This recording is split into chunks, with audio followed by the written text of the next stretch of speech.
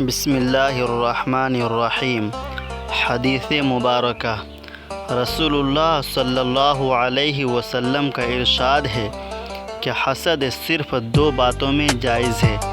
ایک تو اس شخص کے بارے میں جسے اللہ نے دولت دی ہو اور وہ اس دولت کو راہ حق میں خرچ کرنے پر بھی قدرت رکھتا ہو، اور ایک اس شخص کے بارے میں جسے اللہ نے حکمت کی دولت سے نوازا ہو اور وہ اس کے ذریعہ سے فیصلہ کرتا ہو اور لوگوں کو اس حکمت کی تعلیم دیتا ہو۔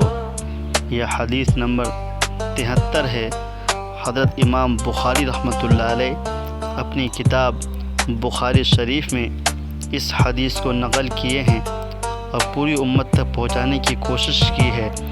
اللہ کے نبی صلی اللہ علیہ وسلم اس حدیث پاک میں بہت ہی اہم اور بہت ہی پیاری باتیں ارشاد فرمائی ہیں۔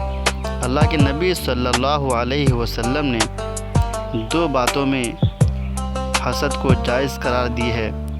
علماء حقانی، علماء ربانی نے حسد کو یہاں پہ غبطہ کے معنی میں لیا ہے۔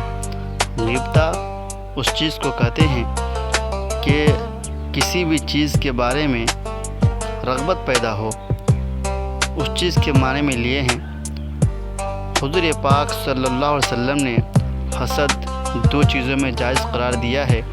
ایک اس شخص کے بارے میں جس کو اللہ تبارک و تعالیٰ نے مال دی ہو، اور دوسرے اس شخص کے بارے میں جس سے اللہ تبارک و تعالیٰ نے حکمت دی ہو اور اس حکمت کے ذریعے سے وہ صحیح فیصلہ کرتا ہو اور لوگوں میں انصاف دلاتا ہو، انصاف کے ساتھ معاملہ کرتا ہو، اس کے بارے میں جائز قرار دیا ہے حسد کو، یعنی غبطہ کو۔